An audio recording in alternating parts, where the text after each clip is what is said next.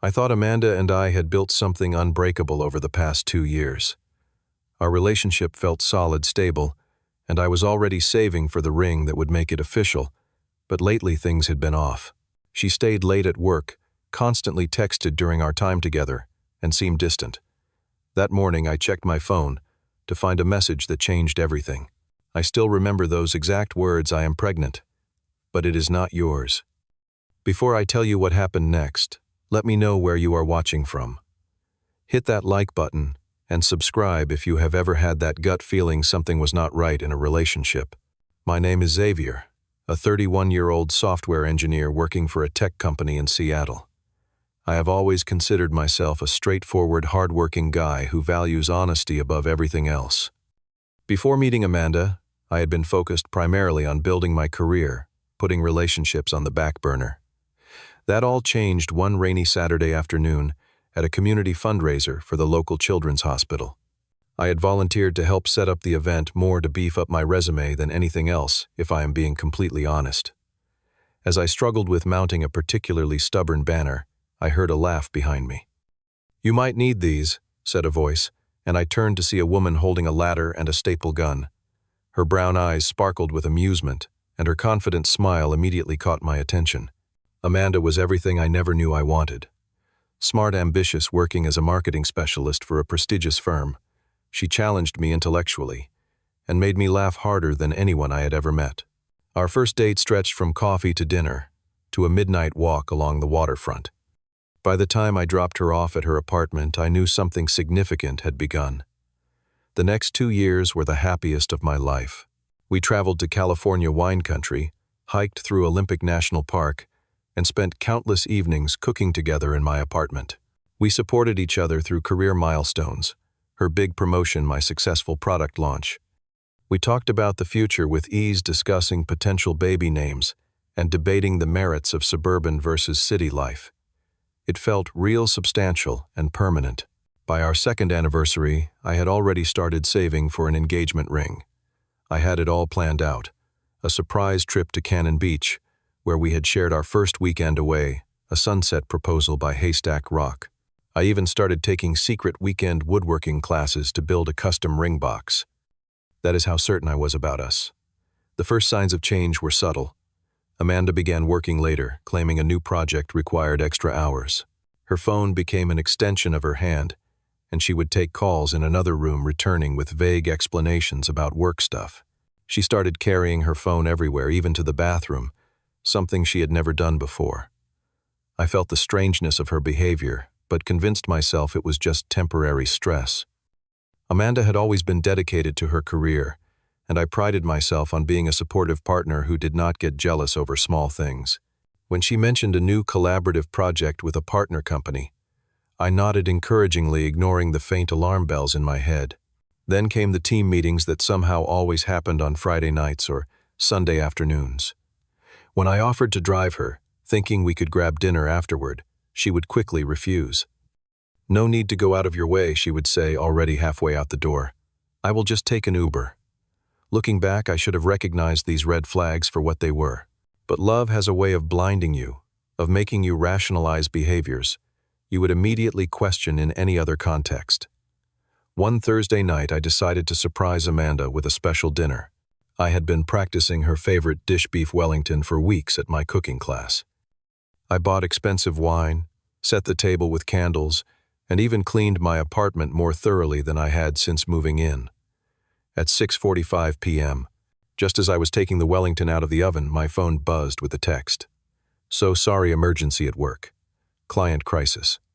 Do not wait up. We'll make it up to you this weekend." I sat alone at my carefully arranged table, the perfect meal growing cold, and felt something shift inside me. This was not about a busy job anymore.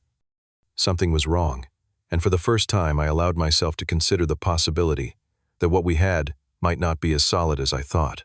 The following Tuesday, I made a decision that would ultimately change the course of my life. I prepared Amanda's favorite lunch, a turkey avocado wrap with extra sprouts and homemade chips, and decided to surprise her at her office. It was something I had done occasionally during our first year together, and she had always been delighted. It seemed like the perfect way to reconnect, to break whatever strange pattern we had fallen into. When I arrived at the sleek downtown building housing her marketing firm, the receptionist greeted me with a confused smile. "Oh, I am sorry, but Amanda took a personal day today. She is not in the office."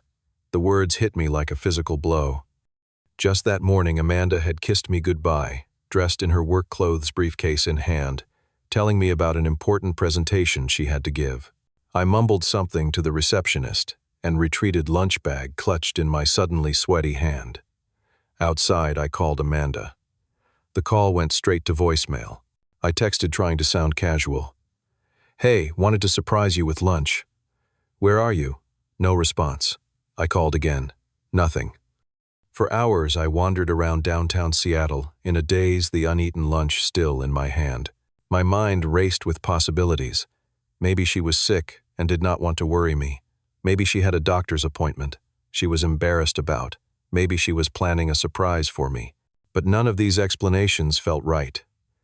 At 2:30 p.m., I found myself walking past Le Petit Cochon, an upscale French restaurant that Amanda and I had always considered too expensive for anything but special occasions. Through the window, I saw her, my Amanda, laughing across the table from a man I had never seen before. He was older, distinguished-looking, wearing an expensive suit. Their hands were touching across the table, and the intimacy of their body language was unmistakable. I stood frozen on the sidewalk watching, as she leaned in to say something that made him laugh. The man reached up to brush a strand of hair from her face. The casual, possessive gesture that told me everything I needed to know. I did not confront them. Some deeply buried instinct for self-preservation made me turn and walk away before either of them noticed me. Each step felt like walking through concrete, my body heavy with the weight of realization. That night, when Amanda returned home claiming she had been in meetings all day, I said nothing about what I had seen. I watched her mouth form lies with the same lips that had told me, "I love you," countless times, and I felt something inside me harden. "How was your presentation?" I asked, my voice sounding strange even to my own ears. "It went really well," she replied without hesitation. "The client loved our concept." In that moment, I understood that I was living with a stranger.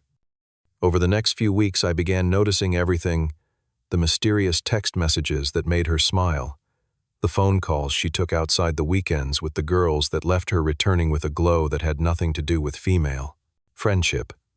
The emotional distance between us expanded into a chasm too wide to cross. Through some careful investigation and help from social media, I identified the man from the restaurant. Jason Wilson, an executive director at a partner company Amanda's firm frequently collaborated with. Married with 2 young children, he had recently been featured in Seattle Business Monthly as an innovator to watch. His company photo showed the same confident smile I had witnessed across the restaurant table. I was torn between confrontation and denial. Part of me wanted to throw her belongings out the window, to scream and demand answers. But another part, a part I did not fully understand yet, urged patience. "Wait," it whispered. "See how far this goes." And so I waited, watching our relationship disintegrate day by day. Amanda grew careless, perhaps, assuming my silence meant ignorance or acceptance. She would come home with unexplained receipts in her purse, new lingerie I never saw her wear, and the faint scent of unfamiliar cologne. Then came the night she did not come home at all. At 11:20 p.m., she called to say she was staying at her friend Tiffany's place because they had been working late and having wine. In the background, I clearly heard a male voice say something about ordering more food. When I pointed this out, she quickly explained it was Tiffany's brother visiting from Chicago. I pretended to believe her. The morning after that night away, I woke to the text that would end us forever. "I am pregnant, but it is not yours. It is Jason's. I am sorry, Xavier." I did not mean for this to happen.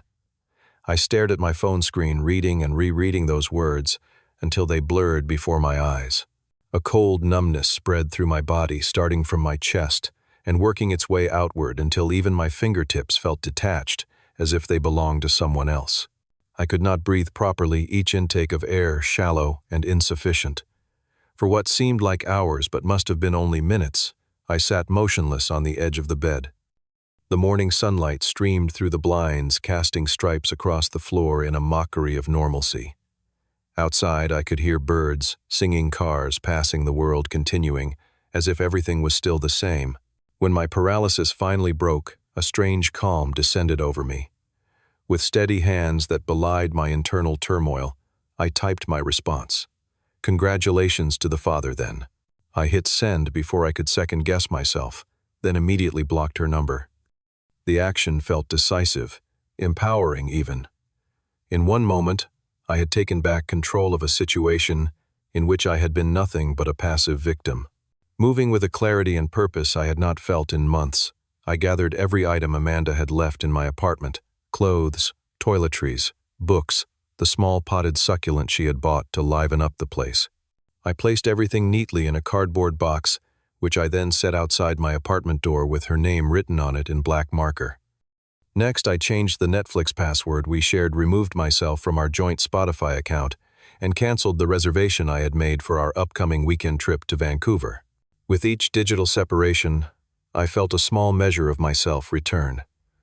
But I was not done. The rational part of my brain urged me to stop, to maintain dignity and silence. The wounded part, however, demanded more. This Jason Wilson, this man who had so casually destroyed my future, deserved to know the consequences of his actions. A quick online search yielded his business address. I purchased a simple card from the drugstore, 2 blocks from my apartment. On the front was a generic, sympathetic image of wilting flowers. Inside, I wrote in my neatest handwriting, "Condolences on your new responsibility. I thought you should know about your impending fatherhood. Sincerely, Xavier."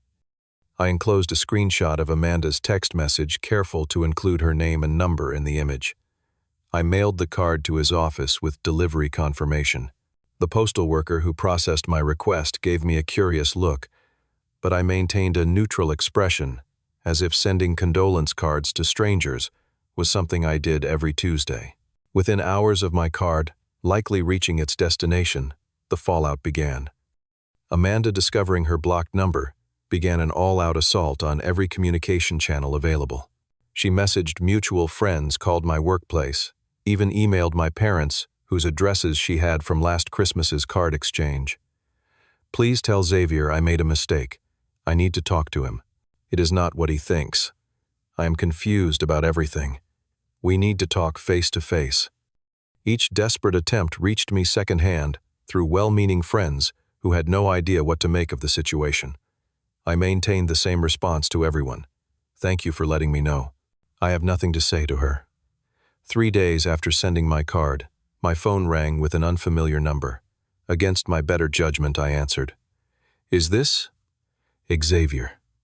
The male voice sounded strained, on the edge of control. "Yes. Who is this?" "This is Jason Wilson. We need to talk." We agreed to meet at a coffee shop far from both our usual neighborhoods. When I arrived, I found not only Jason waiting, but Amanda as well, her eyes red-rimmed and makeup smeared. I nearly walked out then and there, but some need for closure kept me moving toward their table. Jason looked nothing like the confident executive I had glimpsed through the restaurant window. His expensive suit was wrinkled, his face haggard with dark circles under bloodshot eyes. "My wife found out," he said without preamble. "She kicked me out and is filing for divorce. She wants full custody of our kids." Amanda reached for my hand across the table. I moved it away. "Xavier, I am so sorry," she whispered. "I made a terrible mistake. But I need to tell you something. I am not sure the baby is Jason's. It might still be yours. We need to do a paternity test." I stared at her. This woman I had once planned to marry, and felt nothing but a distant pity. "No," I said simply. "No paternity test, no explanations, no second chances. Even if that child is biologically mine, I will not be its father. Not after this." "You cannot just walk away," Jason interjected, desperation edging his voice. "Do you know what this is doing to my life, my career, my reputation?" I stood up, straightening to my full height. "Your life, your career, your reputation, none of that is my problem. You both made your choices. Now you get to live with them." As I walked away, leaving them at that table with their shattered plans and mutual recriminations, I felt something unexpected: freedom. For the first time in months, I could breathe fully, my steps light on the pavement. I had faced the worst and survived. Everything from here could only be an improvement. Within a month of that coffee shop confrontation, I had accepted a job offer in Portland and arranged to sublease my Seattle apartment. The physical distance felt necessary, a clean break from the life I had planned with Amanda. The day I drove away, watching Seattle's skyline recede in my rearview mirror, I allowed myself one moment of grief for the future I had lost before focusing on the road ahead. Those first few months in Portland were among the hardest of my life. I rented a sparsely furnished one-bedroom apartment that I made little effort to personalize. Each night I would return from my new job to empty rooms that echoed with my solitude. Sleep evaded me, replaced by endless mental replays of Amanda's betrayal and my own blindness to the signs. Trust, once my default setting, now seemed like a luxury I could not afford. When coworkers invited me for drinks or weekend hikes, I found excuses to decline. Dating apps remained uninstalled on my phone. I had built walls around myself, effective at keeping out pain, but also preventing any joy from entering. The turning point came unexpectedly through a community bulletin board at a local coffee shop. A small handwritten note advertised a support group for people dealing with infidelity and betrayal. On impulse, I wrote down the information, and the following Tuesday found myself in a church basement, surrounded by strangers who understood my experience without explanation. Week after week, I returned to that circle of folding chairs. I listened to stories both similar to and different from my own. The wife who discovered her husband's second family after 20 years of marriage. The young man whose fiancé cheated with his best friend. The middle-aged woman rebuilding after her partner's serial affairs. Slowly, I began to share my own story, finding that each telling lessened its power over me. Through the group, I met Michael, whose wife had left him for her personal trainer 2 years earlier. Now happily remarried, he became both friend and mentor, showing me that recovery was possible. The best revenge, he told me one evening over beers, is to build a life so good that when they see it from a distance, they understand exactly what they threw away. I took his words to heart. I enrolled in woodworking classes, returning to the hobby I had begun for Amanda's ring box, but now pursuing it for my own satisfaction. I joined a weekend hiking group exploring Oregon's natural beauty while making new connections. I volunteered at a local animal shelter, finding unexpected comfort in the unconditional affection of abandoned dogs and cats. Each small step forward rebuilt my sense of self, separate from the relationship that had once defined me. I was not just the guy who had been cheated on. I was Xavier, with my own interests, friendships, and growing confidence. 8 months after leaving Seattle, I received an email from a mutual friend I had remained in loose contact with. Thought you should know. Amanda had the baby last week. A boy. DNA test confirmed it is definitely Jason's. His divorce is finalized, and his ex-wife got the house, most of their savings, and primary custody of their kids. He got laid off last month. Apparently, the scandal affected client relationships. Amanda was let go from her firm, too. They are living in his one-bedroom apartment and fighting constantly, according to mutual friends. Just thought you might want closure. I stared at the email for a long time, expecting to feel some sense of vindication, or at least satisfaction. Instead, I found something unexpected: indifference. Their struggles, their baby, their future, none of it mattered to me anymore. I closed the email without replying and went back to sanding the bookshelf I was building for my growing apartment library. 2 weeks later, I met Lucy at a cooking class I had joined on a whim. She caught my attention when she laughed openly at her failed attempt at a soufflé, completely unembarrassed by the collapsed mess. By the end of the evening, we had managed to salvage a decent dessert between us and exchanged numbers to practice recipes before the next class. Unlike my headlong rush with Amanda, Lucy and I moved slowly. I was transparent about my past from our first real date, explaining the trust issues I was still working through. Instead of being put off, she appreciated the honesty and shared her own past relationship failures. We built something careful and intentional, checking in regularly about boundaries and expectations. On the 1-year anniversary of Amanda's pregnancy text, I realized I had gone the entire day without thinking of her until that moment.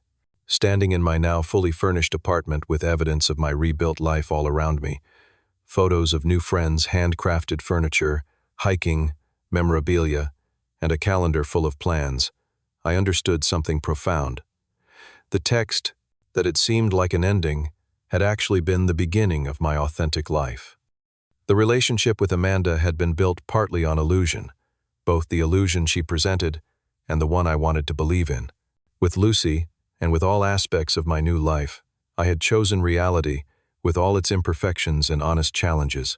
That awful moment of betrayal had forced me to develop a kind of resilience I might never have discovered otherwise. It had stripped away pretense and people-pleasing, leaving behind the core of who I truly was and wanted to be. The pain had been real and devastating, but so was the growth that followed. The text that broke my heart eventually freed my soul. Sometimes the most painful endings lead to the most authentic beginnings. What chapter are you writing in your own story today? Have you ever had to rebuild after betrayal? Share your experience in the comments below. If this story resonated with you, please hit that like button and subscribe to hear more journeys of resilience and renewal. Remember, your worst day might just be the beginning of your best life. Thank you for listening, and I wish you strength for whatever challenges you are facing right now.